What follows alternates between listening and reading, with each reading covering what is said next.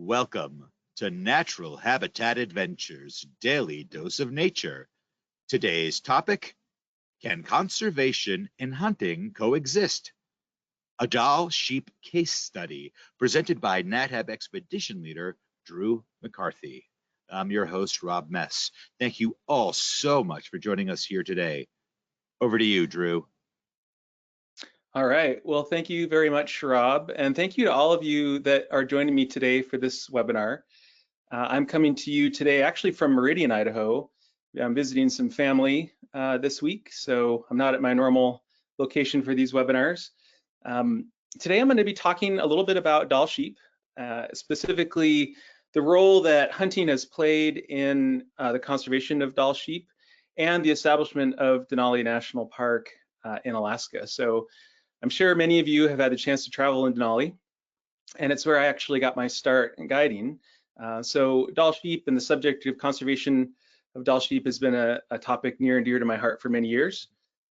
So I'll go ahead and just introduce myself a little bit more fully for those of you that haven't met me before. I'm originally from Anchorage, Alaska, and I studied geology at the University of Alaska Fairbanks. I also have an undergraduate in biology, also from UAF. After working at UAF, I ended up getting a job for the Alaska State Geological Survey, where I did some mapping of Aleutian volcanoes. But that job for the state was a lot of time in front of a computer, so I ended up joining the U.S. Peace Corps and worked in Kenya as an environmental education volunteer for 3 years. And that was where I first ended up working with WWF. I worked on a conservation project in the Rift Valley as part of my Peace Corps service, and WWF was one of the primary contributors to that project. When I finished the Peace Corps, I came back, worked for the National Park Service as an environmental planner based in Alaska, decided I wanted to teach, got my master's in education, but I've never actually been a paid classroom teacher. I've always ended up working as a guide, and I think of the national parks and areas of the world that I guide as my natural classroom. So this is a photo from last fall with some guests in Yellowstone. The photo to the right was a photo taken at one of the visitor centers in Denali. Harry Karstens is the first superintendent of Denali National Park and plays into the story of Dall sheep conservation, so I thought I'd include that picture there. So I started guiding actually in 2007. So while I was working on my master's in education in the summers, I started working out in Denali at a lodge called Camp Denali. And some of you may have been out to Camp Denali before. It's a lodge located on a private inholding at the end of the 90-mile Denali National Park road. And it's actually where I first started overlapping with Natural Habitat. Natural Habitat would bring their guests into Camp Denali, and as a guide working for Camp Denali, I would work with Natural Habitat guests. In fact, this photo was taken by Eric Rock, who's a longtime guide for NatHab, and some of you may have interacted with Eric Rock over the years. So I spent a lot of time driving along the 90-mile park road, bringing our guests into Camp Denali, driving buses similar to what is pictured here. And from that wildlife drive, we just spent a lot of time looking for wildlife. So over the years, Mount McKinley National Park, what was later renamed Denali National Park and Preserve, has been pretty heavily influenced by that 90-mile stretch of road through the interior of the park. It's the means at which most park visitors access Denali, and a lot of people sort of associate Denali with the mountain itself, and a lot of people assume that Denali National Park and Preserve was created in order to primarily conserve the views and opportunities to recreate in and around and near Denali. But in fact, Denali National Park was established almost more to protect Dall sheep, the wildlife species that were unique to this part of Alaska in the early 1900s. This is a view from one of the rest areas along the park road. Many park visitors turn around at this point of the road and start heading back to the park entrance, but that road continuing on in the distance here continues to drive you through some habitat for Dall sheep, and it ultimately takes you out to Kantishna, which is where Camp Denali is located. I should also note that this section of the road right now is inaccessible. There was some damage to the Denali Park Road in 2021, and that is in the process of being repaired. But right now, visitors to Denali aren't actually able to access this area that's depicted in this photo just because of damages to the road surface. So one of the primary and sort of banner wildlife species that visitors to Denali are looking for are Dall sheep. And this is a good, very typical view of Dall sheep.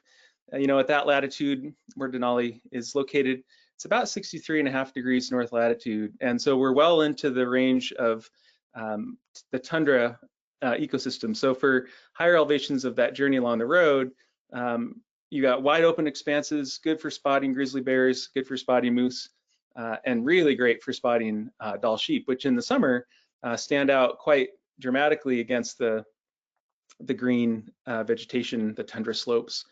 But I want to step back for a second and talk a little bit about how Dall sheep came to be in North America, and talk a little bit, sort of broaden our perspective a little bit, and talk a little bit about North American wild sheep in general. So all North American wild sheep are part of the order Artiodactyla, which simply means even-toed ungulates. So they have that split hoof, like a bison or a mountain goat.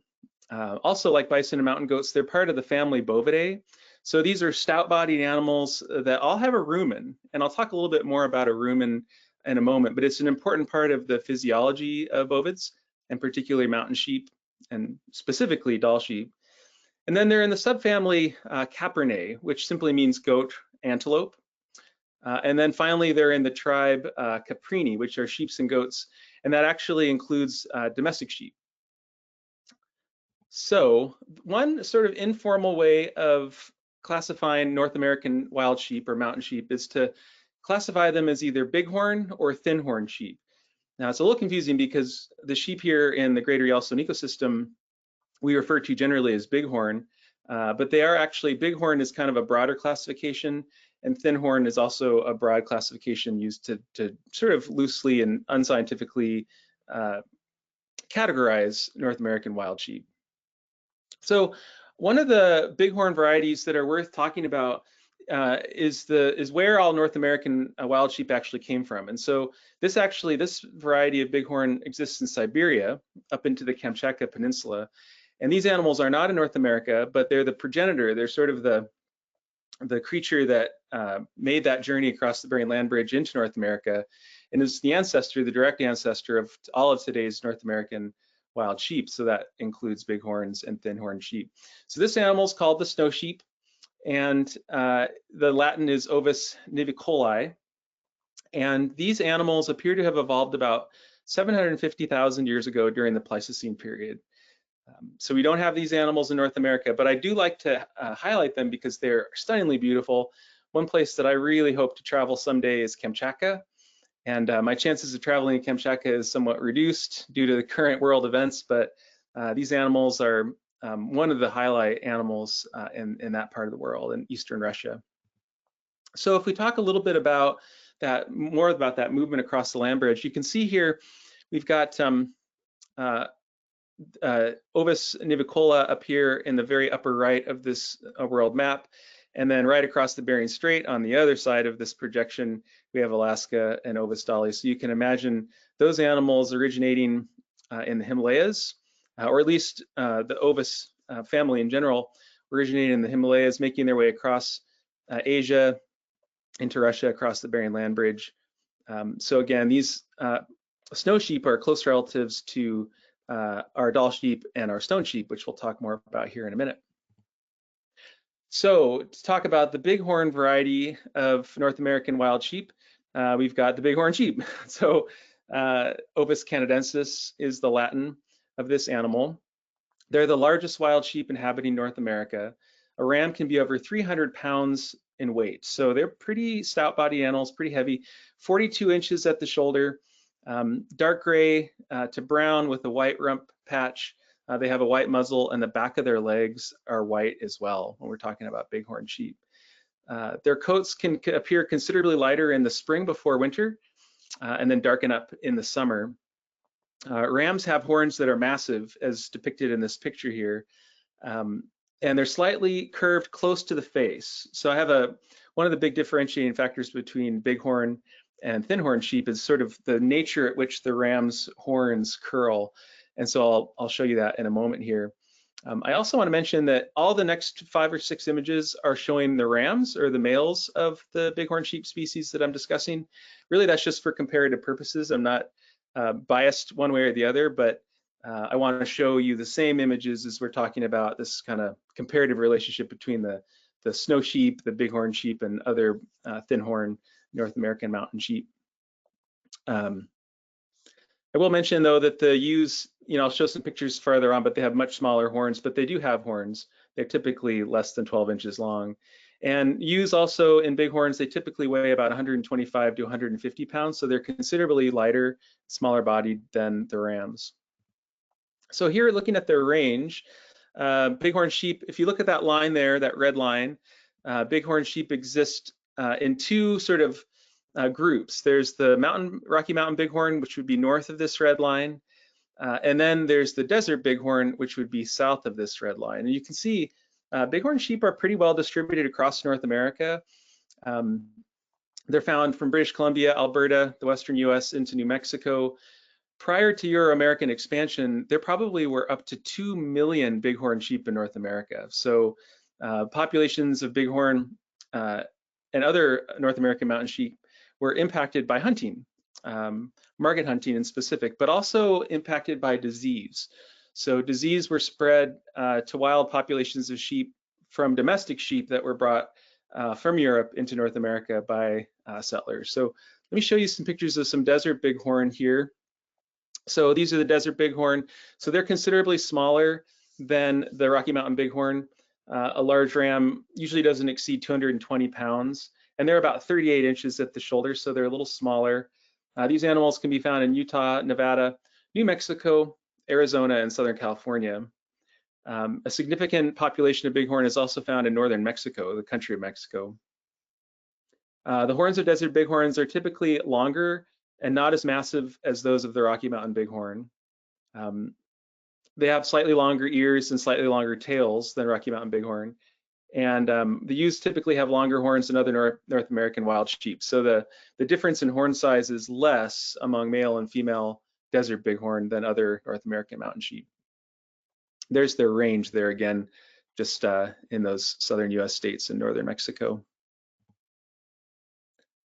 I do want to mention that there are, jumping back a second, talking about the desert bighorn, there are 8 distinct subspecies of desert bighorn, and I'm not going to go through all those, but I do want to mention that one of those subspecies of bighorn is extinct, the Audubon's bighorn, and then several other bighorns are pretty critically endangered right now.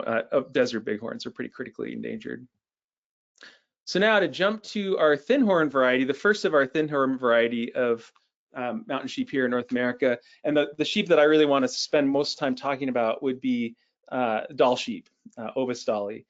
And I want to mention that the name Dall sheep actually comes from a naturalist by the name of William Healy Dall. And he was an interesting fellow. He was one of the earliest scientific explorers of the interior of Alaska. He wasn't just a mammalogy freak, though. He really, all levels of science, including human sciences, were interesting to him. So he studied mollusks in the Pacific Northwest. He made substantial contributions to ornithology, vertebrate and invertebrate zoology, physical and cultural anthropology, oceanography, and paleontology. So that name Dall comes up in other species around the world.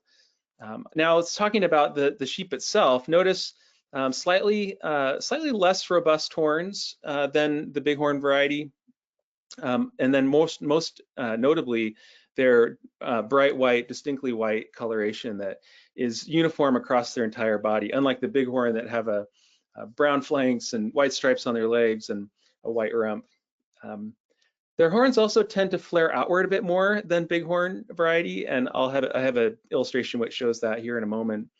And Dall sheep rams, they weigh about 225 pounds, so they're not nearly as big as a Rocky Mountain bighorn sheep in terms of overall weight. So to talk a little bit about the range of Ovis dalli, you can see in the pink here, they're up in the Brooks Range of Alaska, the Ogilvie Mountains of the Yukon, any of you have ever driven the Alaska Highway between the lower 48 and Alaska, you probably saw bighorn sheep around Kluane Lake. I'm sorry, Dall sheep around Kluane Lake. Dall sheep all throughout the Alaska range. So this would be Denali right in here, the Talkeetna Range, the Chugach Range, and even onto the Alaska, the Kenai Peninsula, excuse me, you can find Dall sheep. Now, an animal that you also might have encountered if you drove the Alaska Highway would be stone sheep. And so this is Ovis dalli stonei, and this is a darker species of North American thin-horned sheep. They weigh about 250 pounds, the rams do, so they're similar in size and stature to a Dall sheep. They're about 40 inches tall at the shoulder. Youths typically weigh 30 to 40% less than the rams. Their color phase is the same all year round, and as you can see here noted in this image, you've got very, very dark flanks, almost charcoal colored flanks, and then light and brown sort of salt and pepper faces. They do have that white rump patch, which is similar to the Rocky Mountain bighorn and the desert bighorn. Their horns are longer, thinner, and more yellow than those of the Rocky Mountain bighorn, and that's actually kind of shown in this in this image. You can see how their horns are a little less brown, a little more almost kind of amber or yellow in color. Now let's look at their range in comparison to Ovis dalli. So Ovis dalli stonei is this range in British Columbia, Yukon. This sort of blue patch right here is the range of the stone sheep. And there was a lot of confusion over the years as to were stone sheep and Dall sheep hybrids? Were they subspecies? You know, what was the relationship between these sheep? And so we'll talk more about that here in a moment. So I promised an image that would show a little bit some of the distinguishing characteristics of thin-horn versus bighorn sheep here. This is a painting that really nicely shows some of those differences. So first of all, if you look at the horns of the Rocky Mountain bighorn are much stouter, and they tend to stay a little closer into the face, unlike the horns of the Dall sheep, a little thinner, and they tend to splay outward a bit more.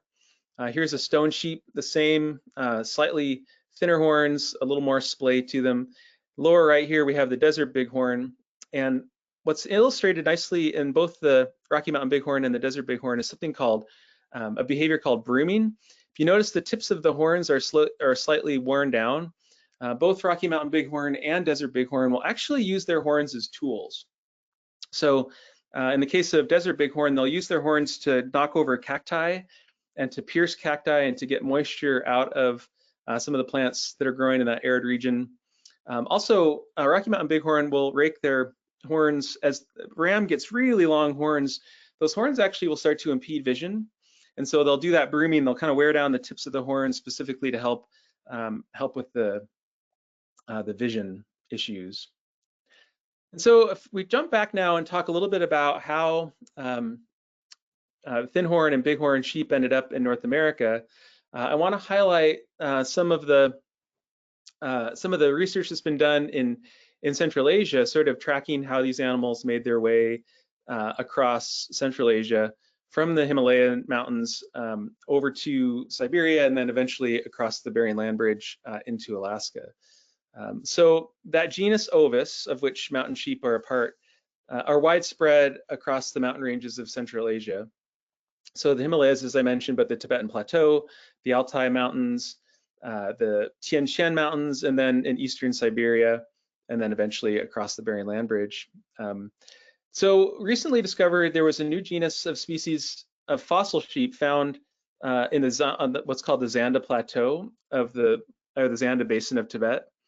And so this is an interesting find because you can see some examples of what they found. They found some complete horn cores of an extinct animal, and those horn cores, this is sort of what the horns grow out of, and it's nearly complete, and they have a lot of similarities to the horn cores of other Ovis individuals in North America.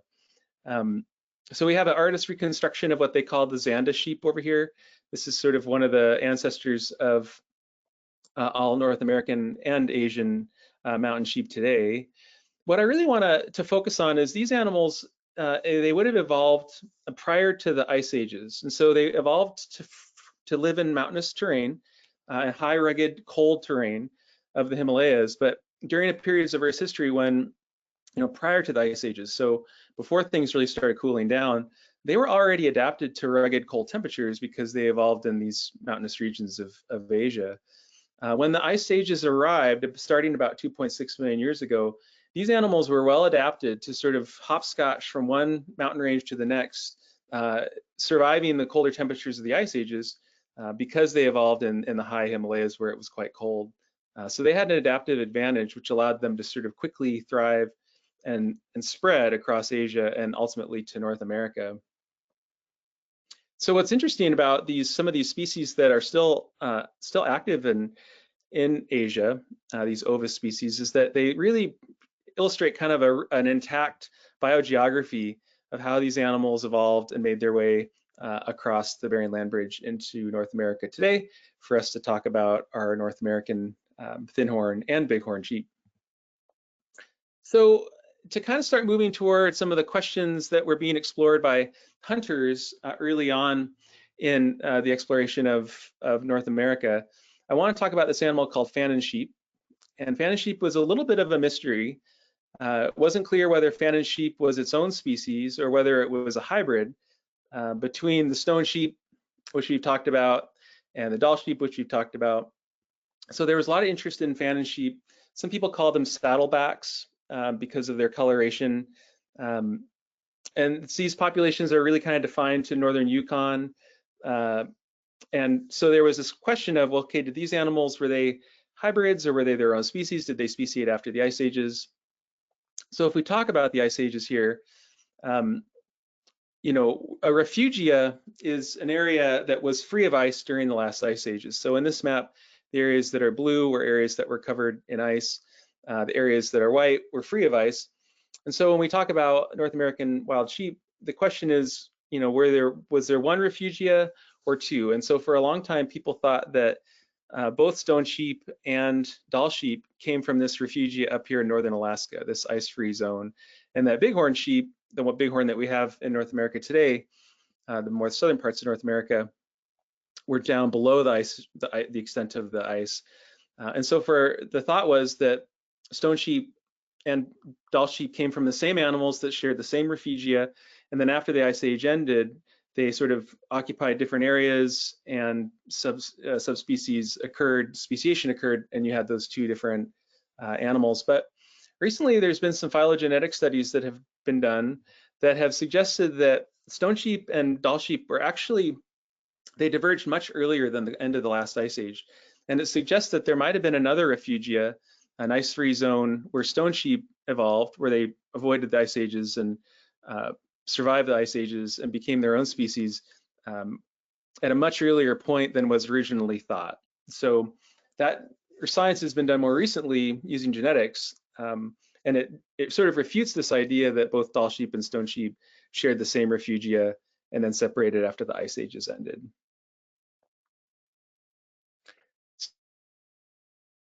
So hunters and naturalists had observed these variations in thinhorn throughout the Yukon, and they wanted to sort out these relationships. And this is sort of where we're going to transition into a little bit of these, what we're called gentlemen naturalist hunters, and where our story starts to turn back toward Denali. I want to talk first about Charles Sheldon. And so for those of you that have been to Denali, that name Sheldon is associated with the creation of what was then called Mount McKinley National Park. Sheldon was an interesting guy. He was a native of Vermont. He studied at Yale to become a lawyer. His family had some issues, and support from his family sort of began to decline. And so he ended up entering the railroad business, and that took him to Mexico. So in Mexico, he became the general manager of the Mexican Railroad between 1898 to 1902. So here he was in Mexico, kind of out of his area of comfort and expertise. But he ended up investing in Mexican silver and lead mining, and he made a lot of money. And so Charles Sheldon was able to retire at 35. So he was his time in Mexico was successful for him. So he transitioned to becoming a full-time hunter / naturalist. And he sort of dedicated his time and his vocation to protecting North American wildlife. So in Mexico, that's where he first developed an interest in mountain sheep. And he learned to speak Spanish, and he was guided by Mexican nationals in some of the mountains in northern Mexico. And he became fascinated with these mountain sheep. And so he realized that his interest in hunting sort of had a purpose and a place that he could focus it. And he became involved with what was then called the U.S. Biological Survey. Today, it's what we call the U.S. Fish and Wildlife Service. And he received a lot of mentorship from the U.S. Biological Survey. And he developed skills in mammalogy and specimen collection. And those skills eventually brought him to Alaska and the Yukon, where he decided to focus on figuring out this relationship between stone sheep, phantom sheep, and Dall sheep.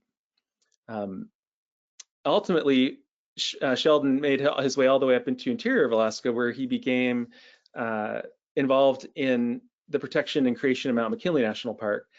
And a lot of this travel, a lot of this research was done with the support of what was called the Boone and Crockett Club.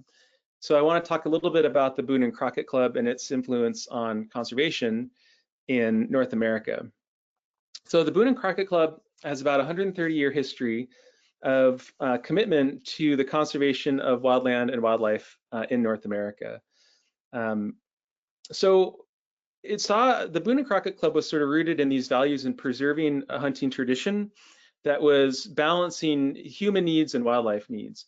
And it was sort of the early sort of underpinnings of more modern natural resource management, that's based in common sense and a scientific rooted approach.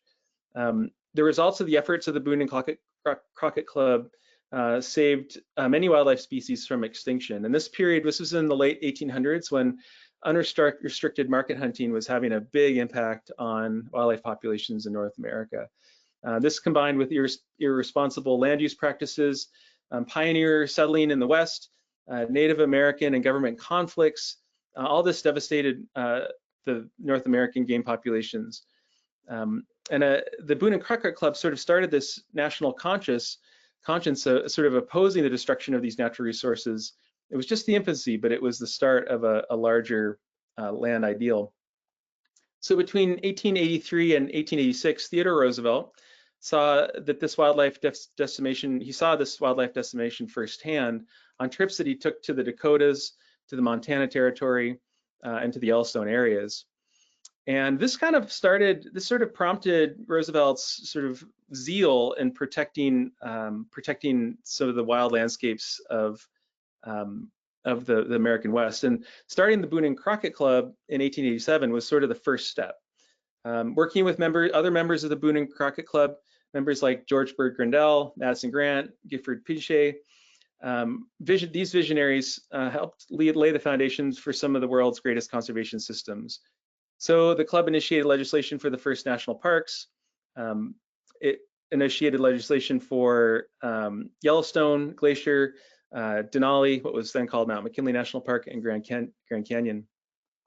And the Boone and Crockett Club really pushed for the earliest science-based wildlife management legislation. And ultimately that led to the U.S. Forest Service, the National Park Service, Bureau of Land Management, and the U.S. Fish and Wildlife Service. So getting back to Sheldon, Sheldon and the Boone and Crockett Club they championed this idea of fair chase in hunting in the late 1800s. And the fair chase philosophy basically influenced game laws throughout North America and continues to do so today. The Boone and Crockett Club created the first big game scoring and data collection system to objectively measure and evaluate the health and habitat quality of North American game species. This information has been used to improve state and federal management of these animals since its inception. And I want to note that the club continues to sponsor numerous research activities throughout the US, including the study of wolf and moose biology in Michigan's Isle Royale National Park. And those of you that are familiar with that, that's sort of one of the most long-standing and recognized works on predator-prey relationships in North America outside of Yellowstone. So Sheldon, who's pictured up here in the upper right with a gray jay, he eventually became longtime chairman of the Boone and Crockett Club and chairman of the Conservation Committee as well. And Sheldon led the club's evolution from the original idea of camaraderie of hunters toward a far-reaching ethic of conservation. So Sheldon made connections with others during his time of involvement with the Boone and Crockett Club, and one of the connections he made was with this gentleman, Carl Rungus, who was an interesting guy. Carl Rungus was a painter, and for those of you that join the Yellowstone or Grand Teton trips in the winter, we make a visit to the National Wildlife Art Museum, and there's a whole gallery devoted to Carl Rungus. But Rungus and Sheldon actually spent a good amount of time together documenting some of the differences between the different North American mountain sheep. So this connection between Sheldon and Rungus occurred in 1904. And I want to talk a little bit more about Rungus here. So he was born in Germany, but he immigrated to the US. He gained a reputation as one of the most important big game painters in North America. He studied at the Berlin Art Academy from 1888 to 1890, but he studied ornamental design, and it really wasn't doing it for him. He wasn't terribly interested. He started increasingly spending more and more time, more of his free time at the Berlin Zoo, sort of sketching and studying animals at the zoo, but he couldn't get his hands on those animals, and he really found, or he a real effective rendering of an animal is best done when you can examine its anatomy. So he started making frequent visits to a local glue factory to study animal anatomy at its most basic form. So in 1894, Rungus's uncle invited him to a moose hunt in Maine. That was his first foray into North America. Shortly after, in 1895, he traveled to Wyoming, and he did a lot of hunting while he was in the American West, and he made extensive studies of his trophies, which allowed him to gain a better understanding of the animals that he painted. In 1896, Rungus immigrated to the United States. He found work as a hunter and naturalist.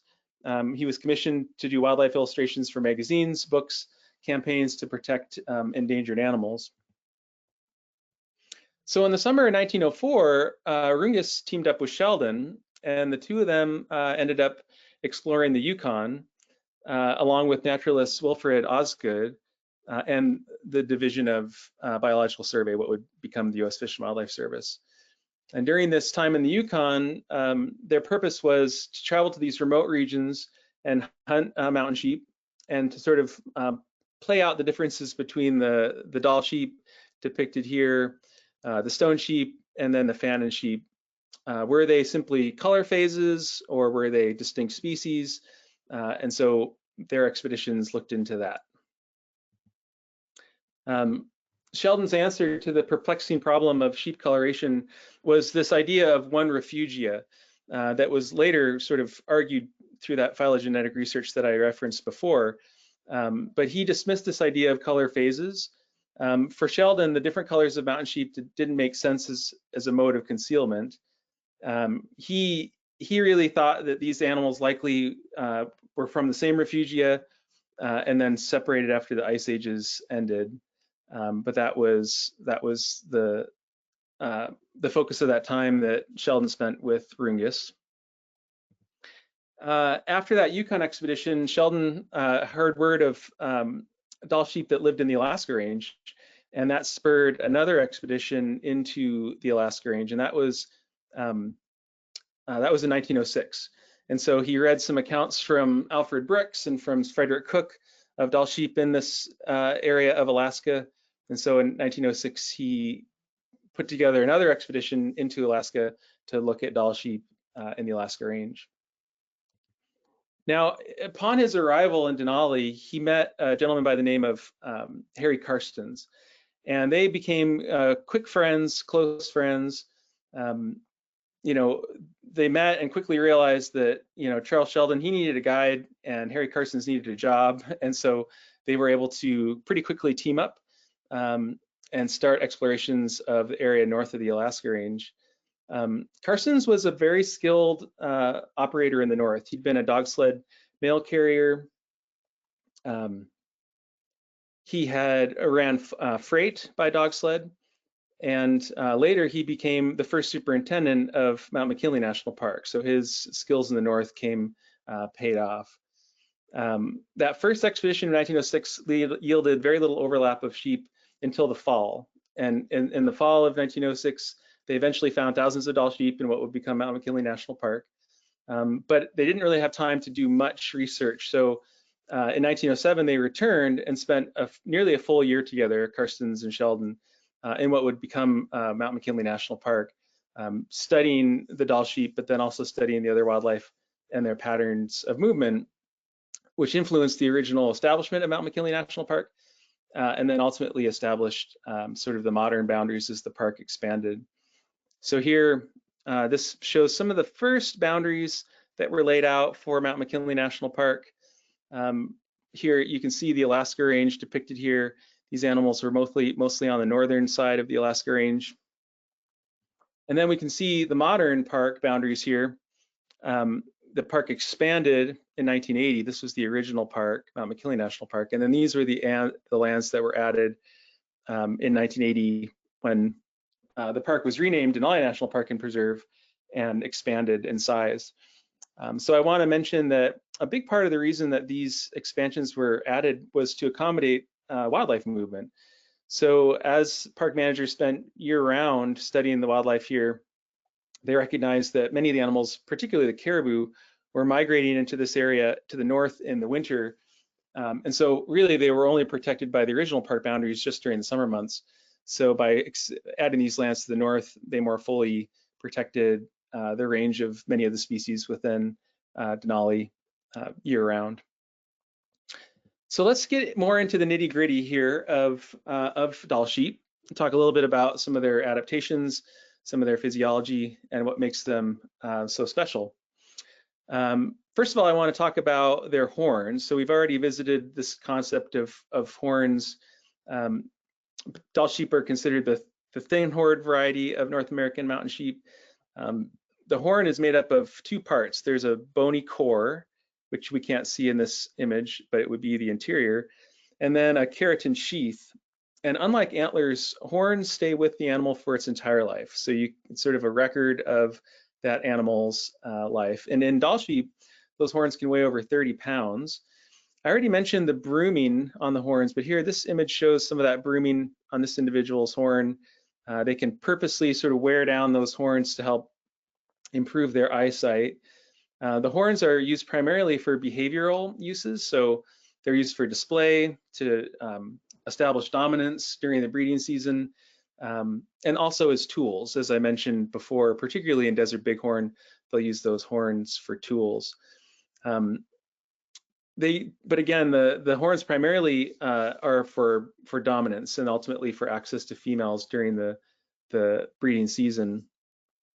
On good range among Dall sheep, rams become sexually mature at about 18 months, but they need time to establish dominance and get access to females. So they may not breed until their 7th to 9th spring. So even though they're sexually mature and able to breed, they may not get the dominance and the access to females until they're 7 years old. One thing about horns that are interesting in North American mountain sheep is this concept of thermoregulation. There's a lot of vasculature against the bone and the horn. And so among desert bighorn, the horns are actually used to help cool the animal. And among Dall sheep, those horns are actually also play the role of cooling the animal during the summer. It can get quite warm, and so all that vasculature helps to cool them down. And then, yeah, I want to show you an image here. This is a bighorn sheep, but because the horns stay with the animal for its entire life, you can actually age an animal based on these sort of deeper grooves that indicate each year of life in the animal. And this is actually quite important for some hunters. So in certain states and areas where hunting is allowed, regulations dictate that you can't take an animal until it's at least of a certain age. And so being able to recognize these divisions in the horn become quite important in some areas if you're hunting. This is a full curl depicted here in this lower image here. And among Dall sheep, that full curl usually occurs right around 7 years of age. So here we have a female Dall sheep, a ewe, and so they have considerably smaller horns. These horns generally are less than 12 inches, and it's much more difficult to differentiate the age of a female based on the horns, just because the horns are so much smaller. There's so much less energy put into the growth of those horns than their ram partners. Also, they put a lot of resources into raising their lambs, and that means that the horns grow much less just due to the resources that they're putting into raising these little guys. And if you look carefully in this picture, you can see a lamb right here below the ewe. Finally, their horns are programmed sort of genetically and hormonally to grow less. There's less testosterone in females, and so their horns just don't grow as a result of that testosterone. And there's really no direct head-to-head competition among ewes. So female Dall sheep, their horns aren't really used for the type of competition that males will use their horns for. And so depicted here in this picture, we can see two Dall sheep rams. Generally, Dall sheep rams won't go head-to-head like that in sort of the compressive displays unless they're really similar sized. But if two rams are very similar in size, they'll ram heads with each other. And some of the adaptations that allow that to happen without injuring the animal can be seen here in this cross section of the skull. So there are these special bones called pneumatic bones, which are sort of these struts that can bend and flex and absorb the energy of that incredibly high velocity impact and protect the brain case from the energy of that impact. In addition to those pneumatic bones, if you look here in this lower right picture, they have these sutures that are incredibly crenulous in Dall sheep. So if you were to look at a human skull, you would have the same plates that make up the skull, but the sutures would be much smaller. So in bighorn sheep and in Dall sheep, those sutures are designed in such a way to flex and to absorb shock. And studies in bighorn sheep have shown that their skulls can withstand 60 times the force of a human skull. So all these adaptations do end up paying off for Dall sheep and bighorn sheep. So Dall sheep have, again, that more lateral spread to their horns than bighorn, which is shown well in this image of two Dall sheep rams kind of looking head to head. Those dominance displays don't always involve headbutting. They can simply be just posturing. They can turn sideways. They can sort of tip their head. All these are postures to indicate and to get a good view of the size of the horns to establish dominance. And again, ultimately for access to females. Yeah, as I said, eventually two rams that are evenly matched in terms of horn size will often engage in that head-to-head headbutting. Some other less direct forms of interaction that you'll see among Dall sheep rams, they'll do what are called jump kicks. So they'll actually sort of rear up on their hind legs, lunge forward toward each other. So they're not contacting their horns, but they're contacting with their hooves. They'll sort of butt each other from the side. So they'll kind of rams, instead of using their horns, they'll go sort of side to side flanks, and they'll sort of nudge each other that way. This image shows their pelage quite well. So their pelage is made up of kind of a coarser outer fur and a much finer, kinkier under fur. They've got these long, stiff, hollow guard hairs, and then this much finer under fur. And in the winter, this pelage can be up to 4 to 5 inches thick. So it's quite warm during the winter months. Among Ovis dalli, the Dall sheep, there is some variation in coloration that's present. So some individuals do sometimes have a little bit of a black tail. Some of them will have slight gray patches on the middle of their back. They're not always uniformly white. But how it does happen uniformly is they go through a molt in March to July. So starting right about now, Dall sheep will start shedding off that winter pelage and growing in their somewhat fresher and thinner summer pelage. And you'll see them sort of scratch up against rocks. It's pretty funny. You'll see them back up and kind of scratch themselves on rocks. And on a windy day, you'll see this fur being caught in the wind and carried as they are shedding that winter coat. And again, this is another indication here in this about 10-year-old ram. You can see how those horns can disrupt their eyesight as they get longer. So Dall sheep are examples of animals that we call altitudinal migrants. So they don't migrate vast distances on a horizontal plane, but they do migrate elevationally. And so sometimes that can be a little bit counterintuitive. During the winter periods when it's windier, they'll actually migrate higher up onto some slopes in areas where the snow has been removed by wind in order to get to the vegetation that they're eating down below. Winter weather actually is one of the biggest impacts the success and survival of animals more so than any other factor among Dall sheep. During winters when the temperatures stay below freezing and the snow stays sort of powdery and light, Dall sheep can easily dig down to get to the grasses, the sedges that they're eating under the snow surface during the winter months. But one of the factors that's impacting Dall sheep during periods of climate change is we are getting warmer winters and we're getting some wetter snowfall during the winter. That can create a bit of a crust that Dall sheep are not well equipped for digging through the snow to get down to the underlying vegetation. And during those periods, you can get huge population crashes as a result of them being restricted from access to the food that they need during the winter months by the crustier, more icy snow. Anybody that's spent any time along the Denali Park Road in the spring likely has seen Dall sheep doing this action. This is called the flamen response. And this is kind of a way for the males to essentially sense the sexual receptivities of the females. So they have something called the varonasal organ. And by breathing air through their lip across that organ, they can pick up pheromones in the air and better understand what's going on with the females around them. So that's called the flamen response. After weather, the number 2 cause of death among Dall sheep would be predation. And this image really closely shows how Dall sheep will always stay relatively close to cliffs. So they get their safety up in the cliffs. And during the day when visibility is good, they'll venture away from the cliffs to feed, but then they'll go back to the cliffs if they sense any activity of predators. And so the predators of Dall sheep would be wolves, golden eagles, grizzly bears, coyote. The coyotes primarily are going to be taking the lambs, but they will occasionally predate on adults. And so the only animal the predator that really impacts them on the cliffs would be golden eagles. So golden eagles are the one predator that can get the lambs during the spring when they're quite small. They knock the lambs down off the cliffs and then they feed on the remains.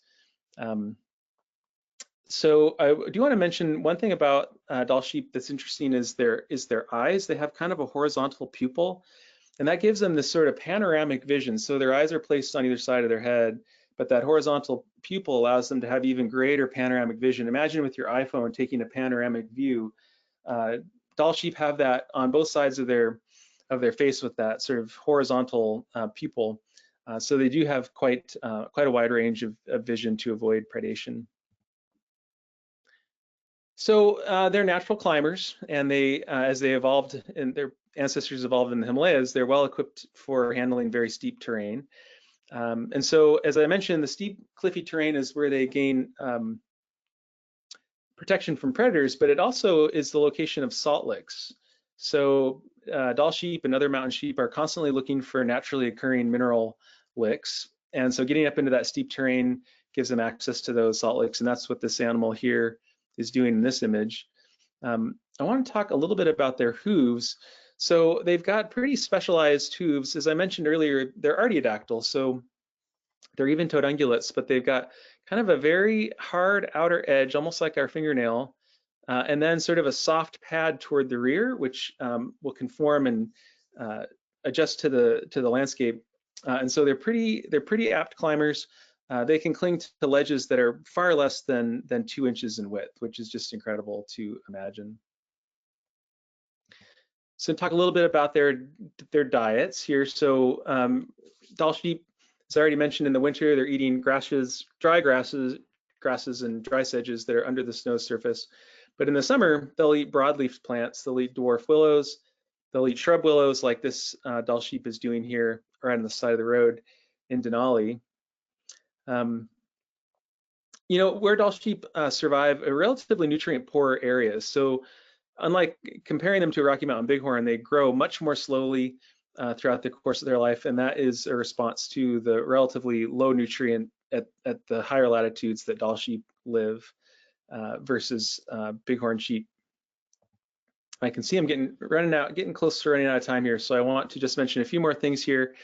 Bighorn or Dall sheep are rumens, as mentioned, and so they need long resting periods when they'll regurgitate the food that they've been eating, and they'll chew it and then swallow it again in order to help with digestion in that rooming.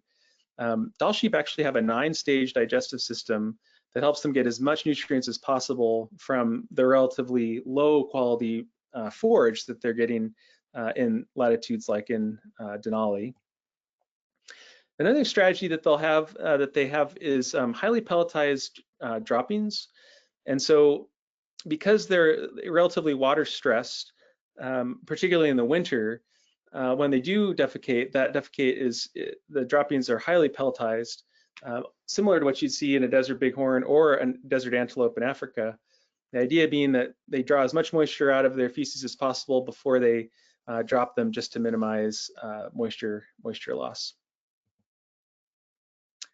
All right, let me jump to this last couple slides here. So talking about lambs, they're born in late May to early June.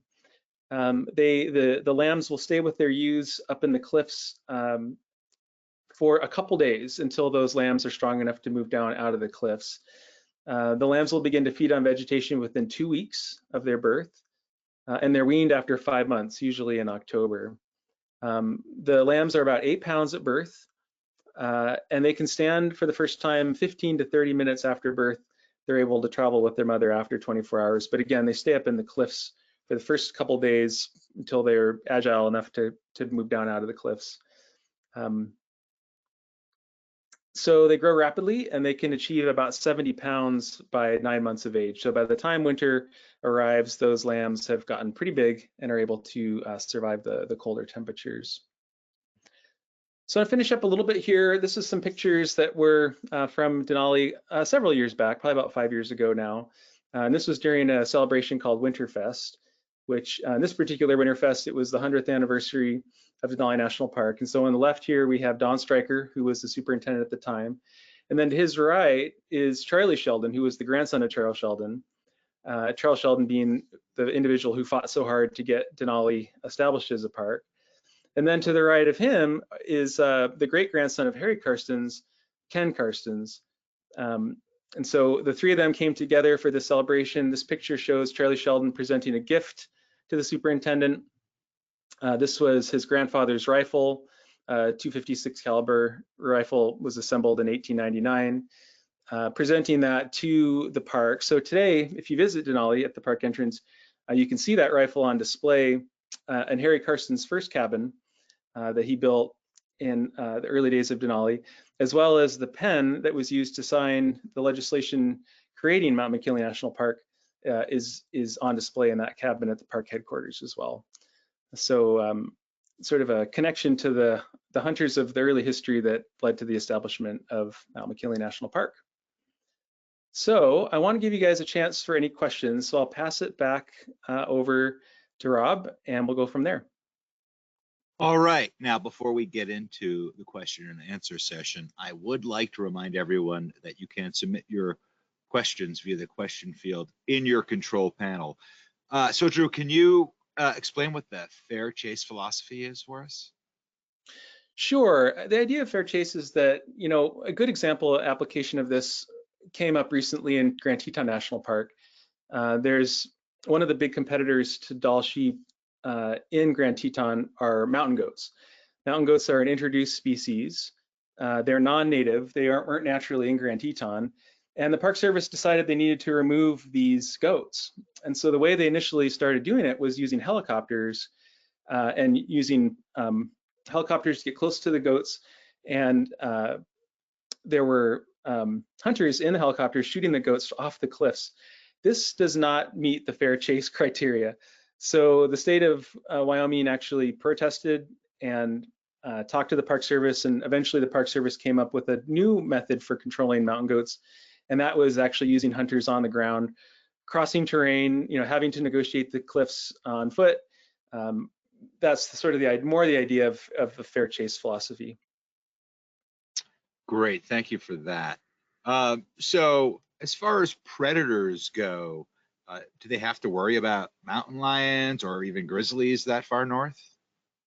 Mountain lions, no, but grizzlies, yes. So grizzlies, grizzlies are opportunists, and they will eat anything they can get a hold of. And so though a grizzly would not be one of the primary predators of Dall sheep, particularly in the spring, the lambs, grizzlies can be pretty, they're definitely animals of the alpine. They can occasionally get Dall sheep lambs, but it's rare. Were there ever any bighorn sheep in the east? There were not that I know of. So bighorn sheep they're, if you think about their migration across the Himalayas and through Central Asia, they're definitely animals that require steep mountainous terrain to distribute. And the Great Plains of the US wouldn't have, or of North America, wouldn't have provided the habitat necessary for them to populate mountains in the east. Well, let me ask you this. Are the white rump patches on them, is it similar to like maybe what the white-tailed deer does? Yeah, absolutely. So a lot of herd animals have evolved this white rump patch. Animals that spend time in large numbers, and bighorn in particular would have been in much greater herd sizes than Dall sheep in the north. But if we think about bighorn that do have the white rump patches, they would have been in large number sizes. And so with something triggered some alarm, they would lift up their tails, they'd sort of fluff up the fur on their rump, and that's a bright white flash that visually signals to the other members of the herd, hey, look what's going on, orient the same way, something's not right, let's move, let's get after it. Great, thank you for that. So is it known if the sheep can restrict blood flow to their horns in the wintertime? Oh, that's a great question. Because yes, biologically, you would think if it's effective in losing heat in the warmer temperatures, it would also cause them to lose heat in the colder temperatures. I don't know, although my suspicion is that vasculature does sort of constrict during the winter to prevent heat loss. And then when it's warmer, that vasculature dilates and allows blood flow to increase and allows them to cool down. But I don't know for sure. Great, thanks for answering that. Let me ask you this: how long does it take for the sheep to actually navigate those narrow ledges? They are fast. I have a story. I was once backpacking solo in the Grand Canyon, and I was sort of down climbing a slightly cliffy section that required a lot of focus to maintain sort of my cool. And suddenly I heard this sort of racket, and to my right I saw a bighorn ewe and two lambs shoot up the cliff next to me and head out across a cliff that was incredibly steep. I thought for sure I was going to witness these lambs fall to their peril. Amazingly, they didn't. And but no, I mean, this happened. They practically ran up this cliff, so they are not necessarily taking slow ginger steps. They moved quite quickly. So can you tell us anything about their social structure? Do the females live in groups, and are the males solitary, or do the males dominate? Absolutely. Yeah, so this is among Dall sheep here. I have some information here that I wanted to share. But essentially, when you see rams together, they segregate. They're generally always together in groups of males, not necessarily direct relatives, but they're going to be providing protection for each other during the non-breeding season, and then they're going to be competitors for each other during the breeding season. The females, the lambs and the ewes, they're generally a small family group. So females with their young, maybe their cousins. They're going to be, those are the groups of the lambs and ewes that are spending time with each other. And in terms of their ranges, they will inherit the range of their, the lambs will inherit the range of their mother. So those ranges tend to be sort of passed on from one generation to the next. Great, thank you. Well, unfortunately, that's going to be the last question that we do have time for today. So I'm going to throw it back to you for any closing comments you may have for us. Sure. Well, thanks again, everybody, for joining me for this presentation. And, you know, I think there's always this sort of knee-jerk tendency to sort of, among those of us involved in conservation and appreciation of wildlife, to sort of instinctually sort of discount the role of hunting, when in fact hunting is really one of the primary ways at which conservation lands were established in the US, and hunting groups are still a big force for conservation for North America's wild species still today. So hopefully I was able to provide you a little information about how hunting interacted with Dall sheep and the creation of Mount McKinley National Park. Drew, thank you so much for taking the time to present for us today. And I would also like to thank everyone who tuned in today.